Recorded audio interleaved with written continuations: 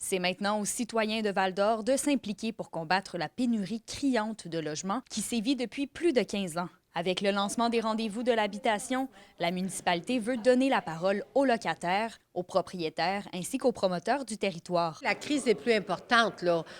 Oui, on sait que depuis quand même plusieurs années, on a des taux d'inoccupation qui ne sont pas selon l'équilibre du 3. Il faut qu'à un moment donné, qu'on se mette tous ensemble pour travailler à trouver des solutions. C'est sur une plateforme numérique d'échange d'idées et à travers des groupes de discussion que la communauté valdorienne sera amenée à propulser ses idées innovantes en matière d'habitation. En fait, c'est que tout le monde a un avis sur le sujet et on veut le savoir. Au-delà de savoir ce qui ne va pas, on veut pousser les gens à nous donner des actions, des idées, des éléments qui pourront être concrètement réalisables dans le milieu. On ne veut pas non plus que les gens se fient sur la ville pour tout faire.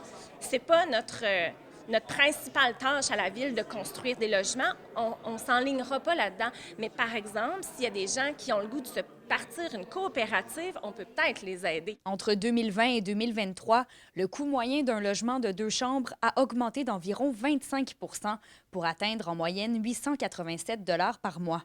L'administration Brindamour espère recevoir du financement gouvernemental pour soulager les citoyens qui vivent les contre-coups de la rareté du logement. La ville là, de Val-d'Or, elle veut se pencher sur le logement abordable, sur le logement social. On a déjà regardé, on a déjà des choses en branle. On a acheté un terrain il n'y a pas longtemps pour justement permettre de la construction. On est à regarder, à savoir quelle sorte de montant de subvention qu'on pourrait avoir du palier des deux gouvernements, justement. Les rendez-vous de l'habitation vont se poursuivre jusqu'à l'automne prochain et dès aujourd'hui, la population est invitée à participer aux échanges. Toutes les informations se trouvent sur le site web de la Ville de Val-d'Or. Kémilia La Liberté pour RNC Nouvelles.